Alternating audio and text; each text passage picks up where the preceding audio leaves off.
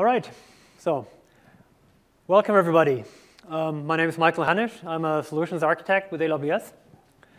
And I'm going to present the session with arguably one of the longest titles ever. I'm not sure if I'm going to get a prize for that. But the goal of the session is to talk about how we can get value out of our IoT data. There's been lots of sessions about IoT in general, about the AWS IoT service that we announced yesterday. So I'm gonna piggyback on that and gonna talk about how the various bits and pieces, the various building blocks come together, and how you can connect your connected devices into AWS service offerings, in particular with a focus on how you can analyze the data, how you can store and process that data. Because that's probably one of the things that allows you to monetize your IoT data, or to actually leverage all the data that is being generated.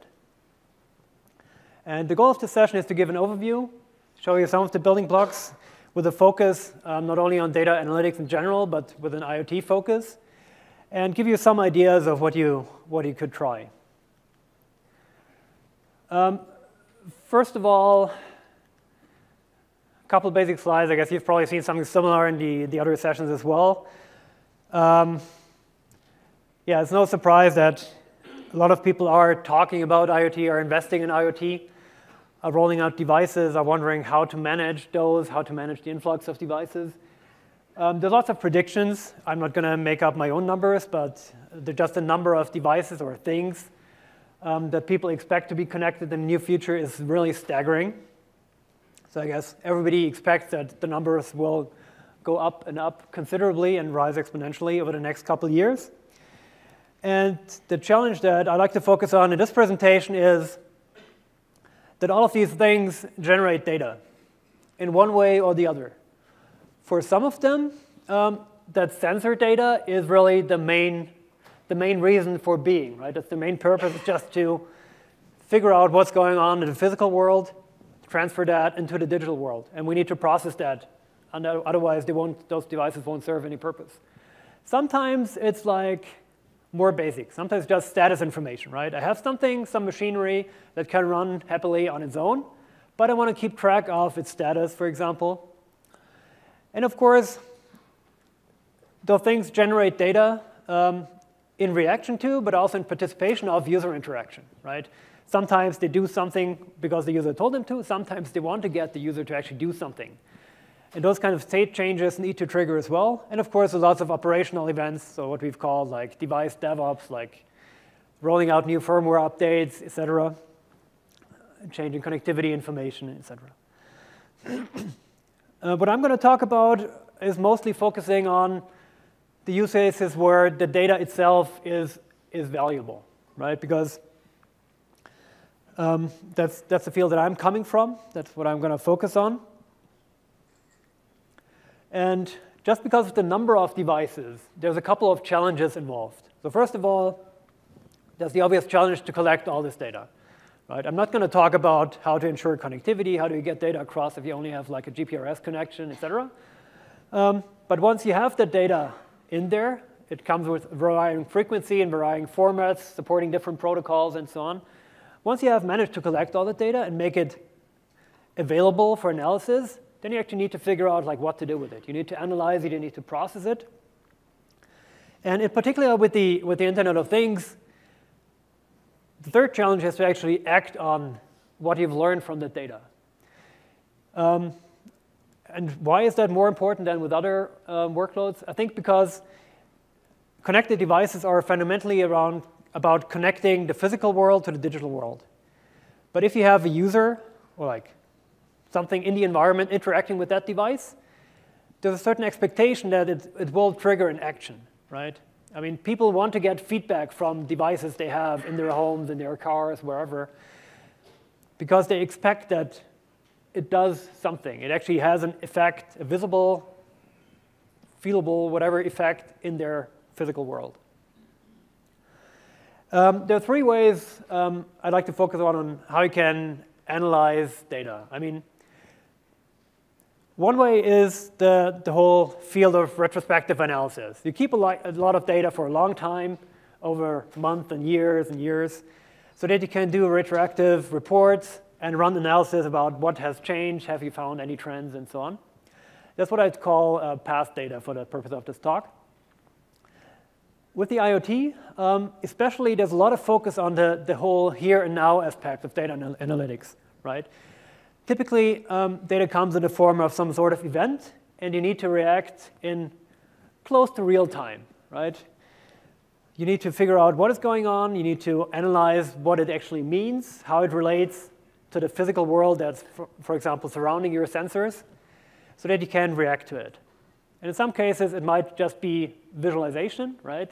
Give like an operator in a factory an overview of how many machines are online, how many sensors are online, or I don't know if you've seen yesterday, like how many of those hand sanitizers in the hallways are actually full. That's what I call present data.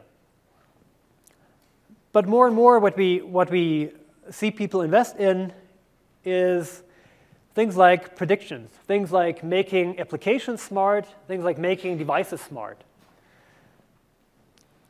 Not for the sake of it, but to give people devices that they want to use that make people appear smarter as well, right? That's the main purpose, the main selling point for these kind of technologies.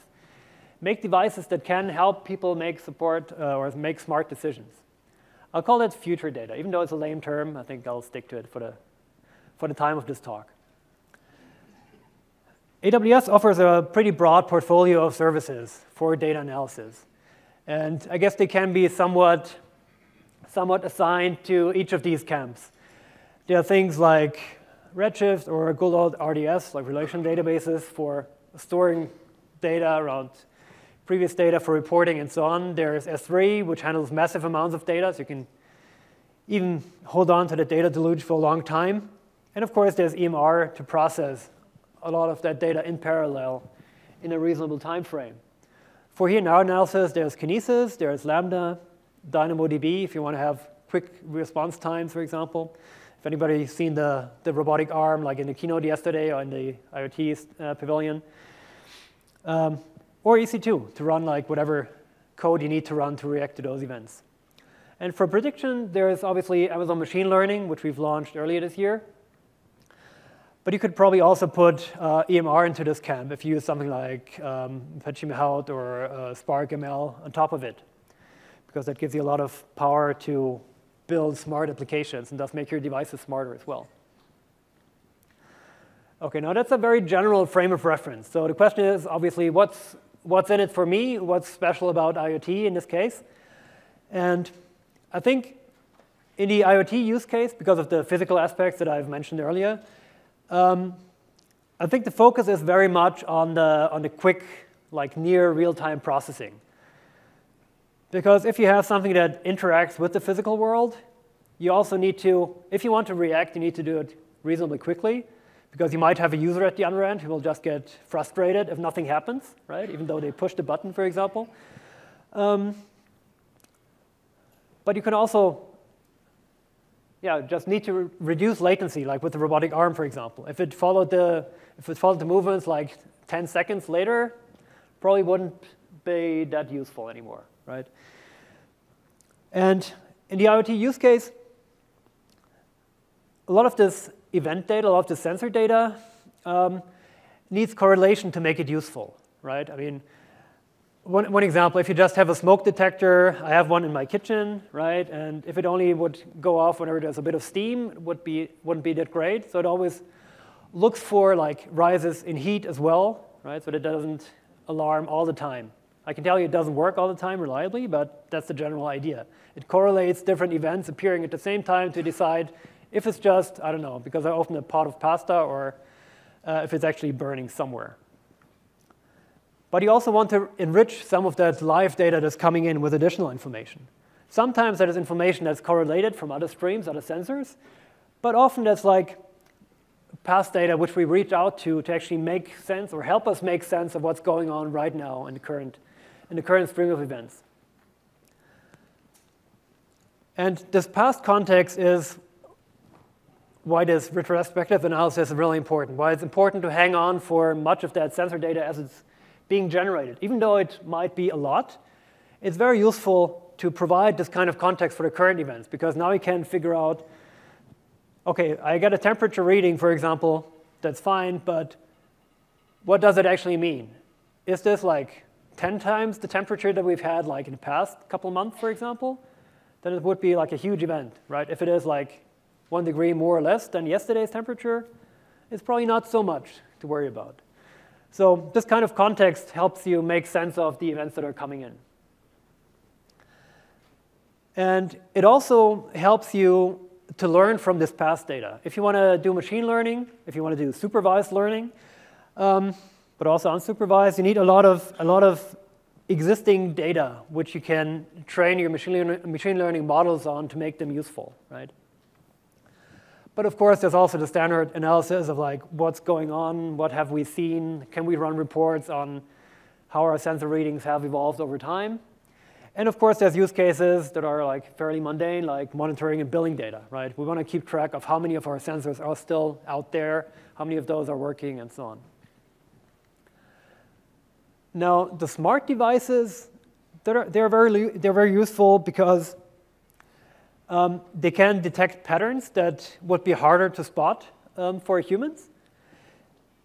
And they can also learn the rules on their own, rather than you telling a system like what is like regular versus like irregular behavior or unusual behavior that you want to react on. Just with the number of events that are coming in, with the number of decisions or reactions you need to do, that's a big step forward.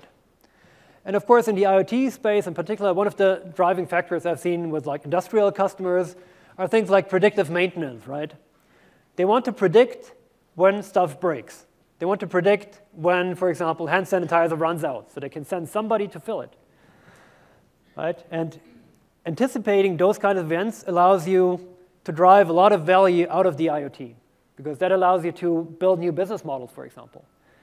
Send somebody there right on time before something breaks, rather than trying to find somebody that actually has time, charter a helicopter and send him there, because the whole factory might be standing still until that problem is fixed.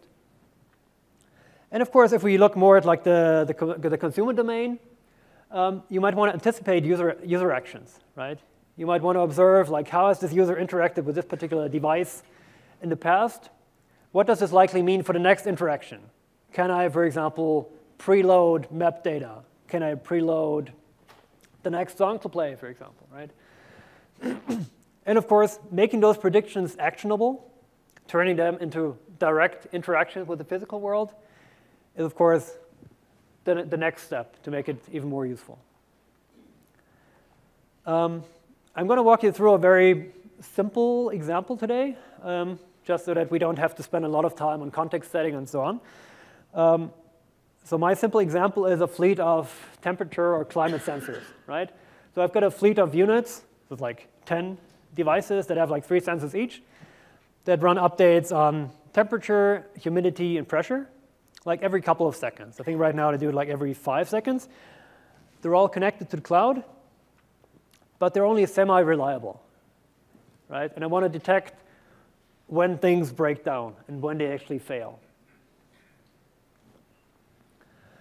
And these are the kind of readings that I capture from devices, just a simple JSON document. Temp, humidity, pressure. Don't care about the values or the dimensions, doesn't really matter. And of course, they'll also send in like their device ID, as well as the current timestamp. And I'm using the AWS IoT service, or more in particular, its MQTT broker to actually receive those messages. So each of these devices, or each of these rooms, if you will, has like its own MQTT topic where it sends to.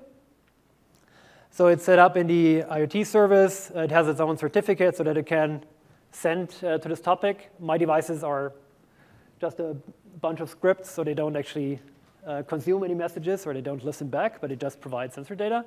But of course, obviously, they could do pubs up and also react to whatever's happening. And of course, once we have those devices sending data, we can start asking questions, right? If we look at the historic data, we can ask, like, how did temperatures change over time, right? Has the temperature been stable over the last couple of days, for example?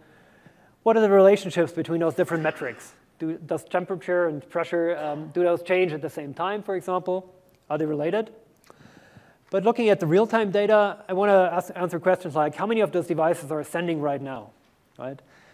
Or I could add context and ask, like, is the current reading in line with the reading we've seen in the past?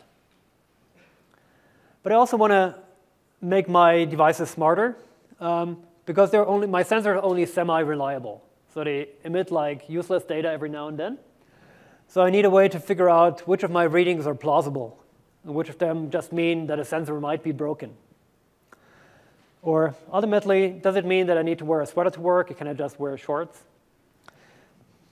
Can I really trust my temperature readings that I get?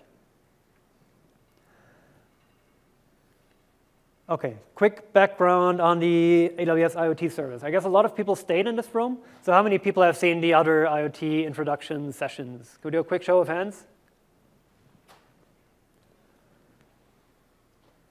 OK, thanks. So I'll keep it very brief. For the purpose of this talk, what I need from AWS IoT service is the pub/sub broker, so that my devices have somebody to listen to them.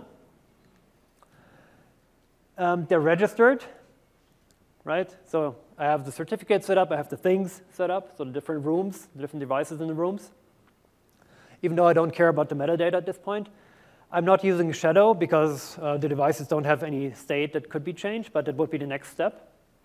What I'm using is the rules and actions, because those are the main connection point between the IoT world, as represented by the AWS IoT service, and the rest of the AWS service portfolio.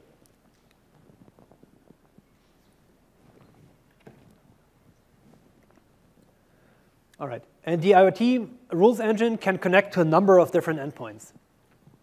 It can invoke a Lambda function, put the stuff into S3, DynamoDB, publish to Kinesis, republish to another IoT topic, which is useful, for example, if you want to react directly and update the shadow of some other device, for example, or even its own device, if you want to put that logic into the cloud directly.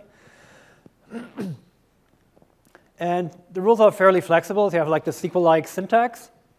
So in this case, this is adapted to my scenario. So I just select like all the readings plus the client ID from my topic. So I read like from all the devices at once. So this subscribes to all the sensors that I have in my fleet. And whenever the temperature is above 85, it will trigger an SNS notification. For that to work, you need to set up a role that actually allows the IoT service to publish to this particular topic. That's why there is a role ARN. And you need to provide a topic ARN so that it knows which topic to talk to. All right, that's all the introduction, and we'll look at other rule examples later on. OK, so now I have data coming in from my sensors like every 5 seconds. So it's like 50 data points per second right now. How do I do like retrospective analysis on all those data points for the past hours, days, weeks, and so on? As I've said, I've set up topic, et cetera, so they can publish data. But now my goal is to just take all the data and move it into a permanent storage. And I put a question mark there because that's probably one question you need to ask yourself. Do you really want to persist all that data? Is it useful? Is it economic to do that? That's a question I can't really answer for you because it obviously will depend on your use case, on your data. But I want to make the data available for analysis, for reporting, for things like explorations, but also, as a step I'm going to focus on later today, to allow the machine learning service to learn from the past data which I've seen, which I've collected over the last couple of weeks. OK, so what do we need to do? First of all, we have the things set up. They're publishing stuff. Now we need to set up a rule that actually subscribes to those topics and then captures and transforms the data if necessary. We need to define an action, which basically takes the data points we've captured and moves them somewhere. And then we need to query and analyze. OK, now this would be a rule that loads everything, right? So it has a name. It selects from all the AC topics, so to speak. But now the question is, what kind of action do we pick, right? And there's a lot of different options, right? The question is, which of these options do we choose? Where do we want to store our data? What are the trade-offs if we pick one service or the other? AWS is very much about choice, so you'll find a lot of different options, like on every step of the journey. These are just some examples, right? And these are all examples that are supported in those rule actions one way or the other. S3, our simple storage service, for example, is supported directly. So you can just put an action onto a rule that just says, take this event, publish it onto S3, and there you have it, right? Now, if you do that at the rate I'm working at right now, so I'm working at like 50 events per second at the moment, which means every second I would get 50 additional files into S3. Obviously, that becomes a challenge to handle at some point, yeah, especially if you don't just have a fake demo setup like I do. But if you have like actual devices, thousands of them. So it will be hard to handle, and especially if you're looking at processing that data later on using EMR, for example, or using Spark, something like that, or also importing them into Redshift. If you're dealing with like thousands or hundreds of thousands of small files, it's not very efficient. So what I would recommend is to use this, for example, when you have clear outliers that you can identify in your rules, right? So if you have a rule that triggers on something that is so specific that you really want to capture this, if only for forensics, for example, or because you need to capture it for like reasons of billing or auditing and so on, then this might make sense to have like one file for this particular event that tells you exactly what has been going on. Then you can look at all those files later on and see how many of those events you've had. But I wouldn't recommend it to log all of your data points into S3 right away in one file per event. Now, the story is different if you use our new Kinesis Firehose service, which we've announced, I think it was the day before yesterday, because this makes the file handling a lot more transparent and a lot easier, right? Because Firehose can automatically buffer the data for a certain amount of time, or to give you files of a certain size that can write a file like every 10, every 100 megabytes and so on, or every 60 seconds, every 60 minutes, and so on. But it can also compress those files before it writes them, right? So you don't end up with like hundreds of thousands of files, but with a more reasonable number. And it does that right away without you having to manage anything. Right? You can just define the stream and connect that Firehose stream into the action. You can do the same thing with Kinesis as well. So there's the Kinesis connector library, which I'm going to refer to a couple of times throughout the talk. That's up on GitHub, if you like. That allows you to do the same thing, right? You can just run it, and that's the additional challenge, that's the additional complexity. You need to run it somewhere on EC2 so that it can take the data from the stream, buffer it up, and then write it into S3. The benefit is that it's very easy to override and extend that code by programming a bit of Java against like one or two interfaces to actually do transformations, change serializations into a format that you like to have. So it gives you more control than Firehose provides, but it also needs you to take care of the workers that actually read from that stream and write the data out. Firehose supports Redshift as well. Same benefits. It does buffering, which is important with a data warehouse. You just don't want to spit out like thousands of data points per second into your data warehouse. But you can just connect it directly. And again, there's a connector for Kinesis streams proper. So you can use those, right? Or you can write into DynamoDB. That's another great option because the writes will be very low latency. That's probably less of a concern here because the communication between the device and the action and so on is synchronous typically, so the device doesn't have to wait until it hears back that the write has been confirmed, but you can just write away. And DynamoDB is directly integrated into those actions. So you can define which events should go into the hash key, the range key, and so on. So you can easily have a table that encompasses the whole time series that your sensor has generated, for example. So you can use the hash key for the sensor ID, for example, then just use the timestamp as the range key.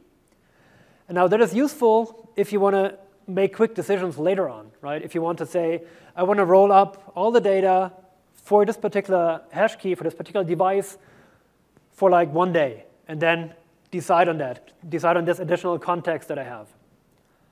That's very easy to configure. If you want to consume that data later on, you might want to think about adding like additional global or local secondary indices that make it easier to consume that data on the other side, with whatever application that reads from the table. And the rules in the IoT service actually allow you to do like quick lookups in DynamoDB as well. So that might be handy at some point if you just want to use DynamoDB as a way to keep tabs on what's been going on and what has happened in certain events. That's one example for how such a rule would look like, right? So I define a table, and then I define the field mappings over there. So in this case, it would be a setup like I've described. It uses the room key as the hash key, the room ID, sorry. And the value is basically the third item coming out of the topic. So it's not room, it's not AC, but whatever the plus stands for. So one of the room IDs in my MQTT broker.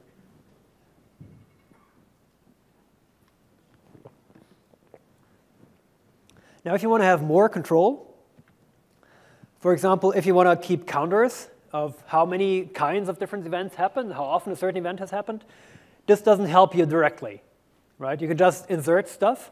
It doesn't update. If you want to do that, the best way, in my opinion, to do it would be to use a Lambda function that you can connect to the rule as well, or to the action to be more precise. And the Lambda function can then transform the data, look up the current value, or does like atomic updates on certain counters into the DynamoDB table. And this allows you to do like process like one event at a time. But it can also go back into the DynamoDB table and do other lookups. For example, look at the same sensors data for the past week, for example, see how much has changed with respect to the current event, etc. OK, now how can we query all this data? So now it's either in S3 or Redshift or in DynamoDB. So there's a couple of different options how we can actually look at that data and make it useful for us as human beings, or also for the other applications. One example is Amazon EMR, which can read from S3 directly. It can stream data in from S3 and process that in parallel. Or it can read from DynamoDB directly, for example, if you're using Hive. So you can run lots of batch jobs on like all this past data, crunch the data, and then use something like a JDBC, ODBC connection, and even run a reporting tool on top of that. Or some people only use those batch jobs to do like massive ETL, right? So they just dump the data into S3, for example, without like prior transformations, whatever.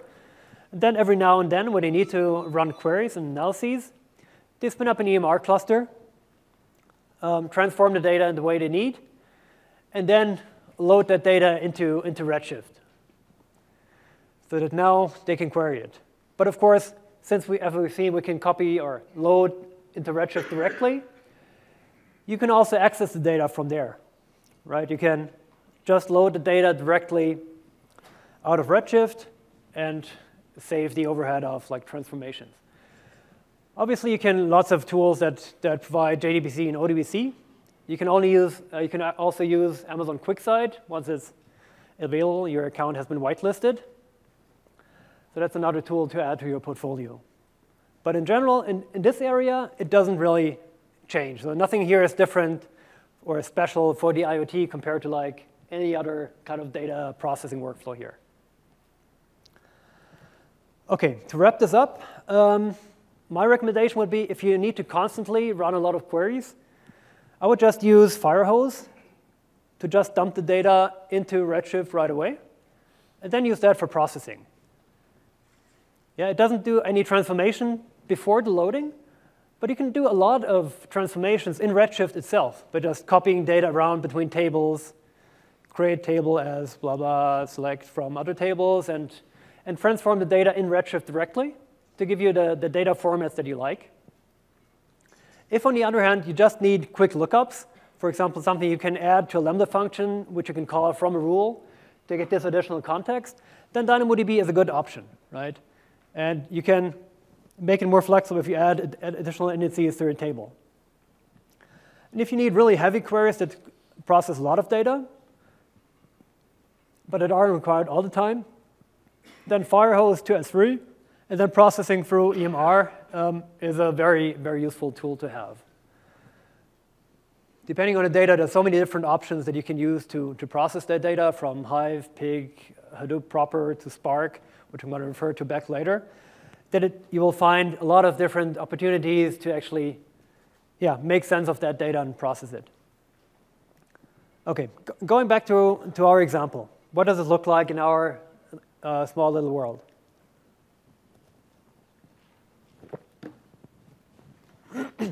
So what I've done is I've set up this rule. So it selects star, so everything that comes through the topic, plus the third item on the topic itself, which is, in my case, the room or device ID, and then the current timestamp. And just in case, I get the MQTT client ID as well, even though I think I don't store it later on. And then forward that data to Firehose.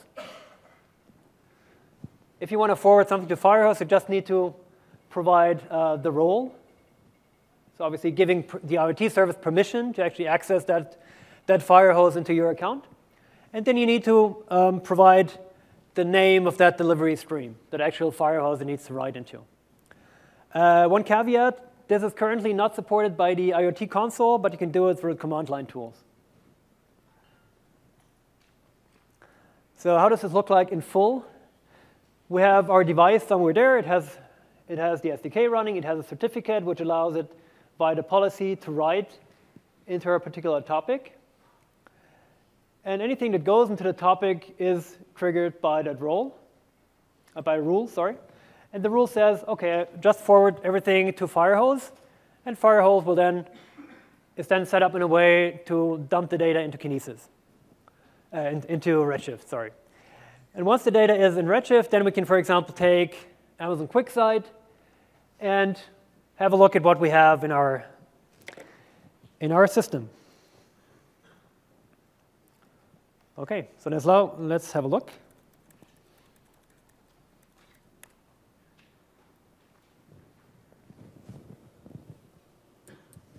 Let's see if that works. All right, it does. OK, so that's my IoT console. What you can see here, I have like my various rooms set up. I have a light bulb as well, which I'm not going to use. But all the thing registry has in my example, can you actually read this?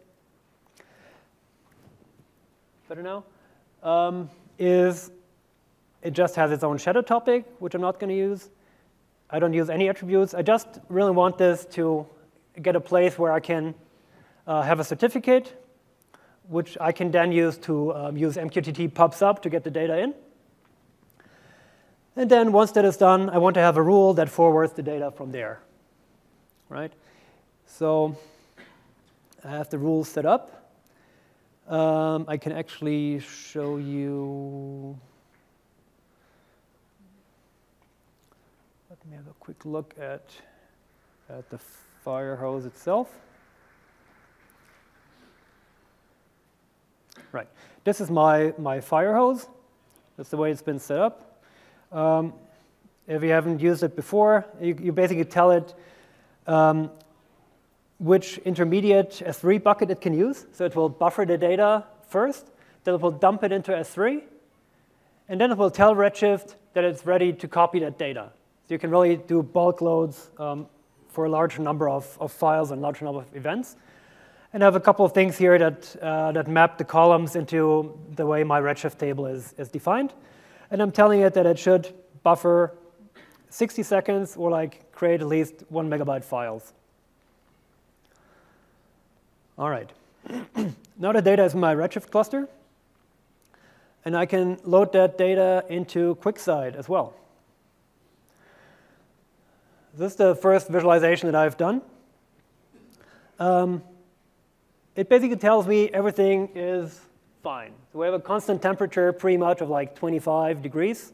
No, it's like 23-ish. Yeah, 22. So on a centigrade scale, I guess that's good. It's convenient. So I think that makes sense, right? So what does this look like for the different rooms, for the different devices? So I just add the device ID over here. Now I see the different rooms and the different readings. Now I can also see this is kind of weird, right? So I've got these weird readings which are like below 0, so below freezing on a centigrade scale. So something is probably wrong, or it's like a cold storage room. I guess probably worth figuring out. But I don't see that many lines. And the reason is, as it will turn out, is that my sensors are so close together that they basically generate very similar data. And if you just look at this like week over week, you don't see a lot of changes. So let's change this and look, for example, at the data on an hourly basis. Then you will see more fluctuation. All right, now I can already see that there's a couple of lines overlapping here for different rooms. And even here, like this kind of weird line, which is room 8, that fluctuates quite a bit, but it's considerably lower than the others, right? OK, and I'm looking at, like, I don't know, like about a month of data now. And what does it actually mean? Is like room 8 always at the same temperature? Yeah, I can have a look by, for example, getting rid of the reading type, getting rid of the time dimension and shifting that around. Then I can easily see, OK, the overall average for this room is always below 0, right? So it's either like really broken or it's really cold compared to all the others. And now there's also already a very different picture compared to what we've seen previously, right? Where like everything looked very smooth, like one line in like 22, 23 degrees centigrade, very comfortable. Where in reality we have one room which is like not very comfortable. You've probably seen that in the QuickSight demo. You can capture those things and then you create like stories. So in this case, I've presented something similar which you can look up, right? So you can look at this graph and then look at another graph, for example, which shows the comparison between temperature and humidity, right? So on this axis, we have the temperature. That's like around 25 something, which seems OK. And all those sensors have a pressure, a humidity reading, which is like in around the same area, right? So they range between like 85 and 95, whatever that means, right? I mean, it's probably like a greenhouse, I don't know. But if you look at this area down here, this is where it gets really weird, right? So you have like readings that are suddenly all over the place. And why is that? That's because I've generated my data. Those aren't actual sensors, but I've generated data that's unreliable by default. So we'll just create like random readings. And the goal for this session is to just figure out like when it's happening and when those sensors are actually acting up. And in this case, I think we found some of the outliers where it doesn't really match our expectations that we've had. OK, moving on a bit. Let's talk quickly about real-time metrics and reactions in real time. Our goal is to alert when we have like big temperature changes. Yeah, and I want to collect and visualize some of the readings. I think I'm running a bit behind, so I'm going to speed up a little bit. We obviously need to set up another rule. So this rule would also allow me and just notify me when the temperature exceeds 95. Right? So that's one reason, one way to do it. And now you need to figure out like how you need to evaluate that data. Because if you look at that rule, it will be triggered by each and every event. But it also means that the rule only knows about this one particular event. It knows like what the current temperature is. It doesn't know what it was like 5 seconds ago. It doesn't know what it was like a month ago.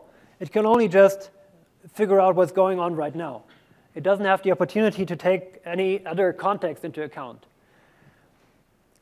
And that's why I would often recommend to just pass like the data that you have into like an additional evaluation step, and then process the data like in the next step after the action instead of in the rule directly, if you need that contextual information. Those are the typical options that you have, right? you can use a Lambda function. You can use Kinesis, but obviously we announced Kinesis Analytics, but it's not out there yet. So it doesn't actually do any processing right now. So you have to add additional things like a Kinesis client library powered application, or another Lambda function that listens to the stream, or something like Spark streaming and so on, to actually consume the data off the stream and read it. SNS is great for like push notifications or sending SMS and so on, but it's especially powerful because it also allows you to do HTTP posts against some external systems. And that's an easy way to reach out of the AWS world, for example, into some legacy system you might have, which is running on EC2 or running somewhere else. As long as you can reach it via HTTP, you can connect it, and you can reach out to the system and inform it that something has happened. And of course, for SQS, you can just run workers on EC2, auto-scaled, or just somewhere else. Doesn't matter, really. Now, the important thing is that if you use, for example, a Lambda function directly, the Lambda function will be triggered by every invocation of that rule. But the rule only has information about one particular event, which also means the Lambda function only gets this event, right? But at least you can write any code. You have the full AWS SDKs available, which means you can reach out, for example, and read additional context back from DynamoDB or from Redshift or a cache or whatever, and you can transform the data without having to run any kind of infrastructure. And it will scale up and down automatically to give you the performance you need to process the number of events that you have. That's a very useful option. I'm going to gloss over SNS a bit. Like I said, external systems via post or push notifications if you want to reach out to a human user, right? So if you have a device that notices something, send a push notification to the user right away, to his registered mobile device, and he will get that feedback directly, even though my sensors, for example, couldn't display any feedback. SQS, similar story. If you want to deploy SQS, it's easy to do using autoscaling or Elastic Beanstalk, but I'm not going to talk about that in detail, because what I think is the most powerful option is to use Kinesis to capture all of that real-time data as it flows in. And the power of Kinesis is, first, that you always get like all the data in the stream. So it used to be up to 24 hours in a rolling window. Now we've just announced that you can extend it now. So you can keep a longer duration, a bigger amount of data into that stream buffers, if you will. And that allows you to do lots of rolling window analysis on the same stream, which is often very helpful if you're dealing with time series data like events. And it's scalable, so you can connect many, many different events and many concurrent readers. And there's a lot of different options that allow you to consume data from that Kinesis stream. Yeah, you can connect it to EMR. You can connect it to Lambda, which is very similar to connecting Lambda directly to the rule, except that now the Lambda function can also just get a batch of messages at once, which means it can also do its own rolling window analysis, and it won't get invoked that frequently. So it is also helping to conserve cost. But you can also do explorative analysis now on this kind of data in a stream using EMR and Presto running on top of it, or use something like Spark streaming, which is very appealing because it uses the same programming model, or pretty much the same programming model for streaming analytics, or in this case, like micro-batching analytics, versus like the whole batch processing workflows, which can also run on Spark on top of EMR, for example. And Kinesis is just a really good hub to put in your data in the first place, and then you can connect a lot of different readers in the back. You can subscribe them at any time. They can read at different speeds, at different positions in the window, in the stream. It doesn't really matter. It supports all that really nicely.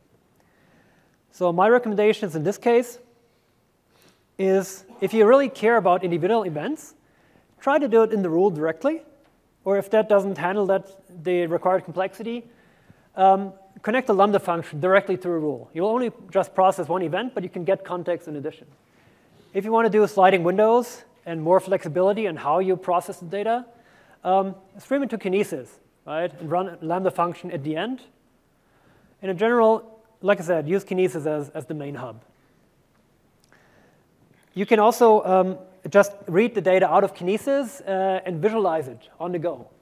I think a lot of people don't notice there's a nice little application in the Kinesis Getting Started guide that actually tells you how to do it. It's just a static web page with a bit of JavaScript that just reads out of the stream, aggregates the data a little bit, and displays a moving dashboard right away. But if you want a bit more flexibility and also want to run a couple of queries, last week we announced Elasticsearch Service, which gives you a managed Elasticsearch flavor. And that's also a very, very cool option, especially if you use Kibana, for example, to visualize everything. And the Elasticsearch service comes with Kibana packaged directly. I'll show you real quick to speed things up a little bit. So this is like my current dashboard of what's going on, just taking averages. So something went wrong over here, probably because my laptop went to sleep, or I don't know. So this allows you to visualize data in a couple different ways. You can add multiple different aggregations. So for example, I can add, let's say, not only the average temperature, but also let's take a look at the maximum temperature to see if we have like more cool rooms which are somewhere involved, right? So I can add another line, which kind of makes sense. Or I can change the time horizon, right? I can also run queries and filter on particular devices and so on. So overall, a really nice tool. And now with Elasticsearch Service, it comes in a nice package. You can just spin up the cluster, connect this to Kinesis. So in my case, this doesn't run through Firehose, but through a Kinesis stream. Just the sensor data stream. You can see that it's doing something here. A couple of puts, that is where it stopped putting new records. And then it's just reading from that stream via a Lambda function. So I think that's exactly the function that does it. So I have the endpoint of my Elasticsearch cluster in here. The handler basically just takes the records off the Kinesis stream, decodes them, and then takes the JSON document and posts to Elasticsearch using the regular post API. So just a very few components to make this work, to take the data off of my screen and allow me to visualize that. And also, though I don't have time to show it, you can build dashboards with that as well. A lot of people already use that for analytics. And yeah, OK. That's the only thing I wanted to show, because I'd like to move on to the smart applications. And that's very much a domain where machine learning comes into play, right? I'm not going to talk about what machine learning is. I'm probably not the best person to explain it. But the basic idea is that it provides technology that can find patterns in data and then build a model that is then trained, so to speak, in our case, to recognize those patterns. And for example, recognize certain things and make predictions about what this data might mean, right? And if you combine it with the data you have from your devices, you can get smart devices fairly easily and fairly quickly. And as we've said before, it's very useful because this will allow you to identify potential problems, not by having like a clearly defined set of rules which you're going to check against. That's often possible, but it's a lot of work to maintain.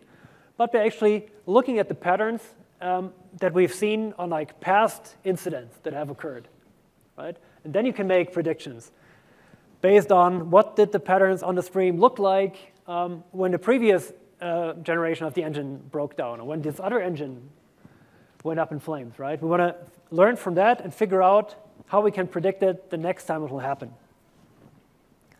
And of course, if you look at things like the BMW use case, or connected cars in general, predict like when the next movement will happen, right? It can be based on driving parameters. It can be based on feedback from other cars. And you probably want to predict things like where would be the next traffic jam.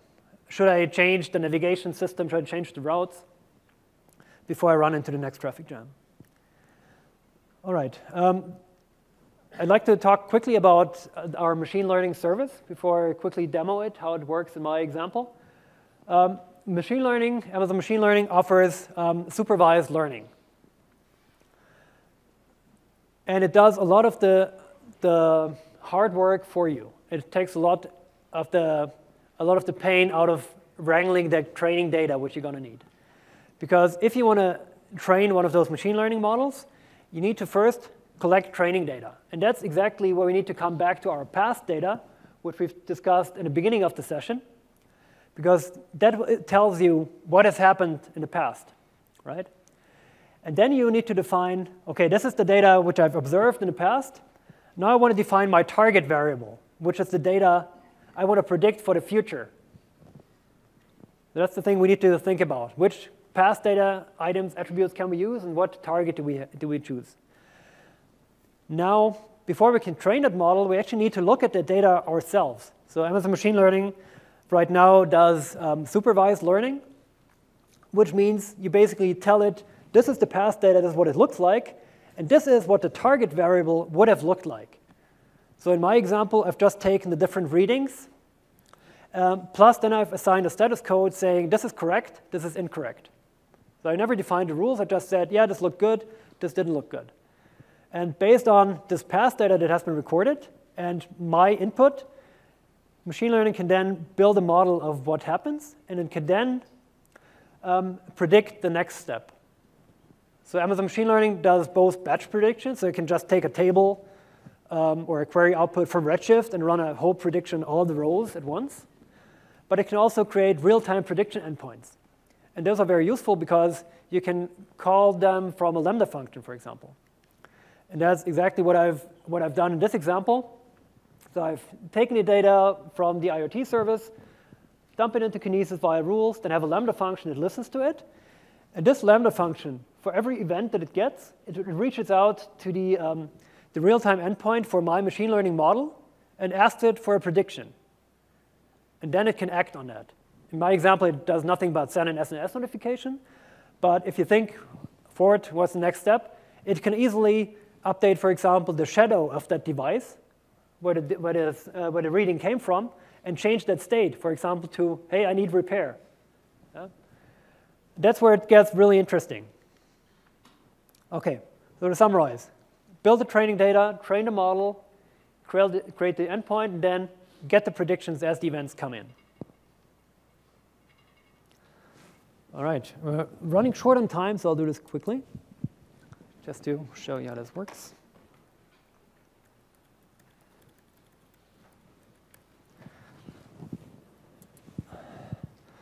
So now the way this works, if I look at machine learning, what I've done is I've uploaded a file which I've called training data. And it has like 1.25 million data points. 750 of them I've assigned a status code of faulty, and 500,000 are correct, right? And now I can use this file to actually train the model. So how does this look like? If I go back to my dashboard, I can create a new model. Just going to show you quickly how it's done. So I just say, OK, I already created a data source.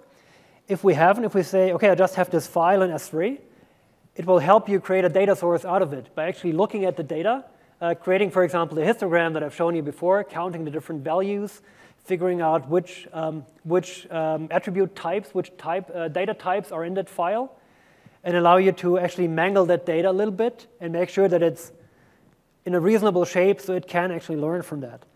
But in my case, I'll just do a shortcut and just to the existing, load the existing data source. I'm going to continue over here.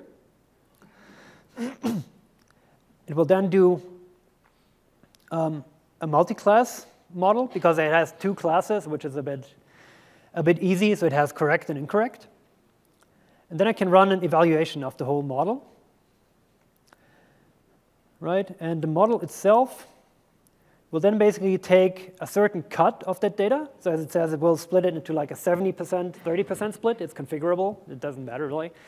And then take the readings, 70% of the readings in that file, run that through the existing generation of that model, and then display me back the statistics of how many false positives, false negatives did I get, because that allows me to adjust the model that I have and maybe change my data a little bit more, clean the data out a little bit, or reverse some of the decisions I've made.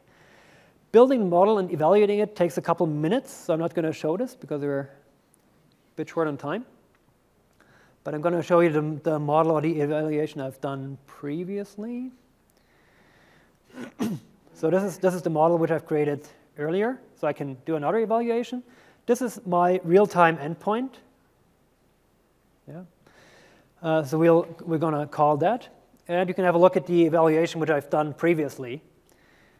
And if I want to explore the performance of this, I see that it has predicted faulty values for all the true faulty values. In my case, it didn't see anything besides faulty values just because I output the faulty values second. And it just took like the last 30% of the file to actually evaluate it. So it never saw any correct values. All right.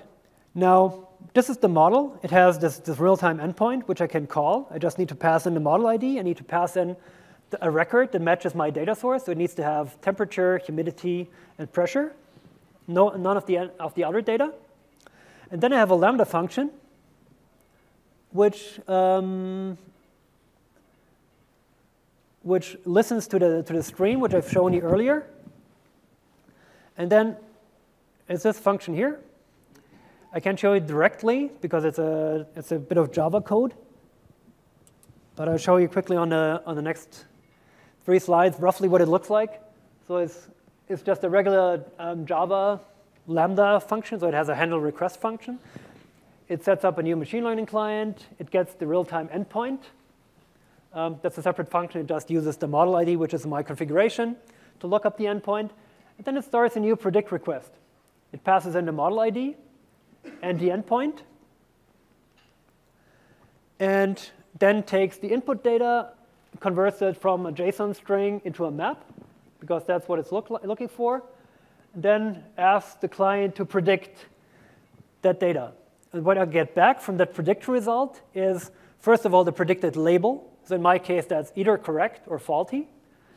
And it's also a confidence value or a probability that the model believes is that this prediction is actually correct, right? So besides just trusting the label and just reacting on that, you could actually figure out like what your trust setting is there, right? If you really want to trust a prediction that has like, I don't know, 0.5% probability, with 2 classes, probably not, right? But if it has like 85, 95%, that's probably a different story. And it's probably safe to actually act on that. And then you can obviously just take the result and publish to an SNS topic. So I just copy this bit of code out of the actual function, and it just does a new publish request. But it could also just as well use the IoT services SDK and publish back to MQTT and change the setting and say, for example, this sensor needs repairs because it sends junk value. All right. So my recommendation, if you want to make your devices smarter, don't try to build rules for everything. Don't try to act like the smoke detector in my kitchen and just figure out there's a rule for heat and there's a rule for, let's say, smoke. And it breaks down quite often, to be honest. But rely on some of the past data and some of the context which you've already assembled to actually allow yourself and allow the machine learning model to build a good prediction model that gives you an easy start to make that smart. And I'm by no means a machine learning expert, and I managed to get this up and running very quickly. So it's fairly straightforward. It helps you get the data in the right format. It explains what it's doing in each step. It tells you, it picks the right algorithms for you. It picks the right parameters for these algorithms as well, based on the data you have, based on the kind of classification problem you want. And then you have the opportunity to make use of those real-time prediction endpoints and use those to actually get feedback in real time, for example, in a Lambda function, listening to your events, and react on that. All right, so just to conclude this session, this is roughly what I've built and what we've seen at the three different parts of the demos and presentations. So at the core is the IoT service, which is the main hub for all the devices sending their data to, and where like smarter devices would actually get feedback from the devices, from other devices, from the shadow service, and so on, so they could react on that. I focused on the right-hand side of the diagram. So first, we set up a fire hose, pointing it directly into Redshift. So we can use QuickSight or any other tool to actually run reports and run visualizations on that, figure out what the data means. In our case, it told us that one of the sensors is definitely a bit weird, right? But also have another stream that takes care of all the real-time processing needs. First of all, going into Lambda, in my case, just to dump that data into Elasticsearch so I can run quick visualizations and see what's happening right now. But also having a second Lambda function subscribed to it that then reaches out to the machine learning model to make a prediction of what this data actually represents. Does it represent a fake data point, or does it represent something useful, something I can act on? That would be the next step to build for this demo. And I guess that's the next step to build for many people that actually are tinkering with devices or have devices built into factories, machines, and so on. Yeah, and that's really the next step, like I'd say. Automate more of the reactions based on not just what you see right now, but also based on the context, and also based on predicting and learning from that contextual data and the current data to figure out what is the next thing that's likely going to happen to your device or to the physical thing it represents. I haven't touched on like complex event processing. That's obviously something you can connect to a Kinesis stream as well. And of course, there's a whole story about like unsupervised learning as well, which is an entirely different story. So with that, I'd like to conclude my talk. I think you've seen probably some of those other related sessions. If not, it's probably worth catching up on those on YouTube because most of them have been yesterday. And with that, I'd like to thank you very much for listening. And remember to fill out the evaluation forms. Thank you.